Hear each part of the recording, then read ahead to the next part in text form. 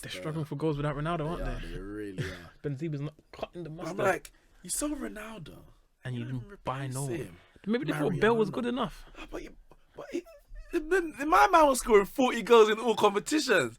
Bale's never done that. Even at his peak, he never done that. But to be fair, he's never going to do that with Ronaldo at the club. I hear that, but he didn't do that at Spurs. I'm not saying he did it at Spurs, but did he even get 30 when he's at Spurs? I think 25 or so he got in all competitions.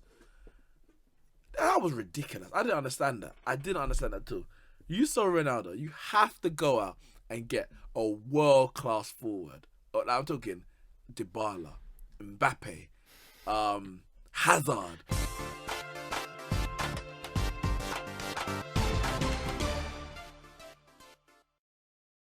Moving across the continent, most of the leagues are on winter break at the moment, so we're just going to have a quick look at what's going on. Bundesliga, Germany, been a bit of a turn for the books over there. Dortmund sitting on 42 points after 17 games, which is halfway through. There's obviously 18-team league. Bayern Munich are 6 points behind. Dortmund's lost one game this season. That was recently because they were unbeaten. They were. Yeah, that was recent. They lost to a team near the bottom. What was the team called again? I can't remember what they're called. Dusseldorf, that's it. Dusseldorf. They were in the relegation zone when they actually played. I think it was 3-2, something like that. 2-1, brilliant goal from Dusseldorf. We've spoken about this league being, one team league for years. I know they won it 2 years under Klopp, but Bayern Munich have dominated it of late. Is it good for the league that the fact that Dortmund are kind of a bit resurgent this year and coming through to, I would say, hopefully to win title? Terry, safe. Later on. No, I think it is. Because when you have one team that dominates, and when you have one team that dominates a league so much so, like how Bayern Munich have dominated Bundesliga, it's kind of like the teams kind of like give up hope. They give up chasing the dream of winning the title. They kind of don't say, "Oh, we're going to spend X amount of money on X amount of players to try and win the league," because it's not going to happen. Bayern Munich is we surrendered to them. Which then makes that European football less competitive from that nation, because really outside of Borussia Dortmund in and out various years and Bayern Munich, no one else really does anything in Europe. Schalke don't really do anything. Hoffenheim and them kind of teams, they don't do anything. You think Germany and you think literally BVB and Bayern Munich, just them two teams. So with them falling, I think there will be a point where the teams will look at it and like, they're falling from grace. They're not as good as they used to be. We can catch them. We can now be where Borussia Dortmund are. We can do it, because they've drawn 3 and lost 1. Borussia Dortmund, that is. Drawn 3 and lost 1, and it's what we say 18 games. 17 games. 17 games. So it's not like it's an immaculate record. It's quite feasible to 3 draws and a loss after 17 games. Yeah. It's a feasible record for someone that's at the top of the table. It's quite feasible. And teams will look at that. Your Schalkes, those kind of teams in and around that quality will look at it and be like, well, we can match that.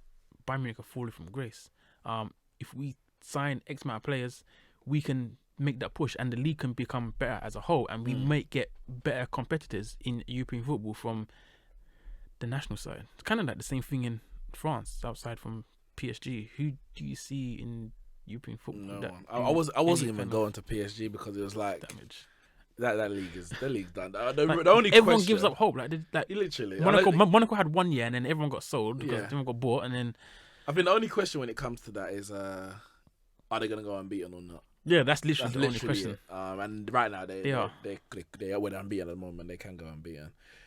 I mean, that's the only thing they really have to aim. Obviously, Champions League is the main thing. But in terms of the league, winning the cup, winning the other, the FA Cup, well, the French Cup and the League Cup. I don't even think you sign a manager to win the league. Literally, You the players don't, win the exactly. league. You just put them out and they'll win the league. But You sign a manager if they to can win go the Champions League. unbeaten, at least it might add something to the record of it to make to enjoy winning the league a bit more. Because I don't know. Obviously, it always happens when you win, but it takes something away when you're so far better. A team who is another team is unbeaten, Syria, Juventus. 17 wins, 2 draws, 0 losses. But they also dominate that league as well. They do, but they do. not in the same fashion that PSG, PSG and not even like Bayern Munich as well, because the gap isn't always so astronomical. Like you have teams like Napoli and Roma that chase them, hunt them down very, very closely throughout the season. And also those teams also perform in Europe. Yeah, Roma got to the semi-finals last year. Napoli's always put up a good fight, and now Inter Milan, they're back among the big boys. Obviously they've been knocked out now, but they're back in the Champions League reckoning. At the moment, they are 9 points clear of Napoli. I think we can assume they're gonna win the league this year. They're unbeaten at the moment. Yeah, especially having Cristiano Ronaldo scoring goals, getting assists. I don't know. Cristiano Ronaldo, if he goes to Spain, Italy as he has, and wins the league. No, I mean they win the league with or without him. Well, I was saying, what does that do for him? What does he have, or does he have to do more at Juve? No, I think he does. I think it was more impressive him winning the league at Real Madrid than at Juventus, because it's like saying I'm gonna like Neymar going to PSG and just say, oh, I want a Ligue 1. Well, okay, they win it every year. Yeah, he literally just walked into a trophy. Like it's a free trophy, and Juve, it's not the same as PSG, because like you said, there's they have to work a bit harder. Yeah, they have to work a bit harder, but they've done it like 5 years in a row. I mean, still clear in a way. Yeah, I mean, and I think in between that they've had an unbeaten run as well. Yes, they've had an unbeaten season. Yeah, they've had 40 games. They had an unbeaten season in that period as well. So they kind of dominate that league in their own right, in their own way. So what does Ronaldo has to win the Champions League? He has to win the Champions League. Something that Buffon couldn't do there. So he has to win the Champions League. If he doesn't win the Champions League there, winning the league, it'll be like something on his CV, but it's not anything. Yeah. It's not like, oh, he went there and made them the dominant force in he has to win. I mean, obviously his goal record, you can say, oh yeah, he's done it. He scored here, he scored there. But yeah, in terms of winning the league, I had that. Napoli, obviously, they're second at the moment. Inter's third. Roma have fallen off. They're sixth in the league. How many teams do they get? 4 teams in the Champions League now? Because at the moment, Roma are 2 points off top 4. Which let me double check. They should have 4, because they had Napoli, Inter, Roma, and Juve. So they would get 4. So Roma, I think they're in a battle for 4th place, I guess, with Lazio, who's in 4th. Oh, they're doing good this season. Milan, AC, is in 5th. And of course himself. It's actually kind of tight, because I said they're 2 points behind Lazio. Sampdoria in 7th are on 29, 1 point behind Roma. Atalanta is 1 point behind them. Torino's 1 point behind them. Fiorentina's 1 point behind them. And then you've got 1 point behind Sassuolo and Parma 1 point behind them. So right down from 7 points separating 12th and 4th. So I mean, it's all to play for at the halfway stage. It literally is. La Liga. It has been a very, very interesting season so far. Topsy-turvy, to say the least. And I think it's because no one... I think we've had 3 leaders. I think you have. Barcelona, Sevilla, and what did Atletico Madrid do? I think Atletico at the start. Okay, at some point, I think it's been so because everyone's been so inconsistent. Barcelona have lost 2 games, drawn 4. AC Milan, Atletico Madrid only lost 1 game, but they've drawn 7. They have out of 17. They have a lot of about 3 of them. They've had to claw those back. They've had to claw that, and you look at it and you're like, whoa, this 80 don't normally concede that many goals. They concede quite hefty amount of goals. Well, it's 12. They've still got the best defensive record in the league, but this year, they've only scored 25. I mean, if you consider compared to Barcelona got 48 goals. Atletico's got 25. But yeah, there's certain game where you think 1-0 up, they're gonna shore it up, or it's a game, win that game 1-0, and they'll concede first. Some of the games I've seen, I'm sure there's gonna be some high scoring games that with Atletico. I'm thinking you don't expect that. I don't know what's going on there because 7 draws at this stage. There was one in the Champions League as well. In the group stages. Was that high scoring? Yeah, it was like a high scoring draw. like a 3-3. Like Yeah, I think you're right. But Barca 3 points ahead of Atletico. So it's not massive, and they're not even halfway yet. They're only 17 games in. Real Madrid's actually still got a game in hand because they were at the. Actually, I the think Club that World 3 Cup. points is actually big because Barca have a better You head-to-head. think? No, they have a better head-to-head. Oh, okay. But at the moment, obviously, they've got another game. Yeah, they got another game Yeah, back. to play in it. Yeah. But yeah, Real Madrid 29 points. If they win their game in hand, they will be level with Sevilla, 5 points off Barcelona. Is it a 4-horse race? Sevilla, Atletico, Barca, and Real Madrid. I would say 3. I don't think Sevilla don't have it in them because at one point they were leading. They were at the top, and they've just literally the last couple of games have just been dropping points. I mean, fatigue is starting to, I mean, I know the winter break is going to do them good, and it's going to do everyone good to get rejuvenated, but I don't think they can last the season. I don't think they can see it out. I think Real Madrid, AT, and Barcelona have more of the quality to go the distance, and it will be them 3 that will be challenging. But I think Barcelona will nick it. But that's right, Barcelona. I think if you look at the just goal difference, I mean that probably says a lot more than like the points. Barca's plus 29, Real Madrid's plus 5. So it's like the games they are winning, they're just winning, and then they've lost 5 games themselves this season. Whereas Barca's lost. They're struggling for goals without Ronaldo, aren't they? They really are. Benzema's not cutting the mustard. I'm like, you saw Ronaldo, and you didn't buy no one. him. Maybe they thought Bale was good enough. My man was scoring 40 goals in all competitions. Bale's never done that, even at his peak. He never done that. But to be fair, he's never going to do that with Ronaldo at the club. I hear that, but he didn't do that at Spurs. I'm not saying he did it at Spurs, but did he even get 30 when he's at Spurs? I think 25 or so he got in all competitions. That was ridiculous. I didn't understand that. I didn't understand that too.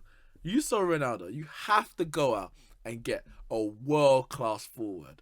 I'm talking Dybala, Mbappe, Hazard, Mbappe is pricey. Salah. Ronaldo got 90 million. Mbappe, Double that. wait. Yeah, double that. Wait, Mbappe just signed that year? No, he signed the year before or something. No, he was on loan. Oh. And then the sign happened that season. And then they can sell him. He just joined. I mean, he just joined. That was an FFP, a financial fair play bogus thing they tried there, man. The man was signed and they had to just try and beat around the bush with that one. But I don't know, I'm just saying, like Hazard, Salah, I don't know. They just needed someone. Harry Kane, I don't know. Harry Kane would be brilliant. He would literally score the 50 goals. I don't understand that. Did they really think they could go through this season by not replacing Ronaldo? Yes, they did. That's ridiculous. Yes, they did. That is ridiculous. And all Barcelona fans were laughing. I tell you, it's going to be interesting in the summer because this can't go on. No, they're going to go. They have to go ham. They're going to go ham. They have to. Every club better hold on to their place, sign up their goddamn contracts right now because Real Madrid is coming and they're looking for players. Marshall's got 1 year left of his contract. They're looking for everybody. I'm telling you, they're coming. David De Gea got 1 year left. I mean, I know they got Courtois. Courtois ain't even been good since he's been there, has he? But I know it's hard to blame goalkeeper sometimes if your defense ain't doing the job. They're coming looking at Pogba. They're coming looking at Martial. Coming looking at Salah, Hazard. Hazard's probably the biggest one. He's been making a lot of sounds about going to Real Madrid. He hasn't made no qualms about the fact that he wants to play for them at some point in his career. The question is probably more when. And if he continues performing like he is this year, then I think he's going in the summer. But even if he goes this summer, that doesn't replace Ronaldo's 40 goals. No, it doesn't. I was actually just thinking. To be fair, it's actually the end of an era for Real Madrid, and I say that because I look around the team. Like even Marcelo, he's been poor this season. If you watched him, he's been poor this season. Marcelo hasn't been good. Ramos has been poor. Yeah, they haven't been good at all. But these men are like 32 years old. Yeah. Kroos and Modric is like 31, 32 years. Yeah. Well, no, maybe not Kroos. Kroos is about 29. But Modric is like 32, going on 33. And these men are old. And maybe they're losing their legs a bit. But the bunch of I old. think you're right. Benzema's 31. Exactly. Yeah, Benzema's in his 30s as well. Exactly. Bale's got his injury problems, and Yeah, well, obviously they got Comes to an end, like- Asensio, Isco, those players coming through. But yeah, I think no, you're right. Varane is still They're there. gonna He's have to still start- young. we're gonna have to start replacing. Yeah. Get some strikers in, get some central midfielders in. I mean, But we know that they had Kovacic. They sold him to Chelsea. well, he's only on loan. Oh, he's on loan. Yeah, there's no option to buy, so he could okay. come back in the summer. Oh yeah, next season we'll see. In regards to that.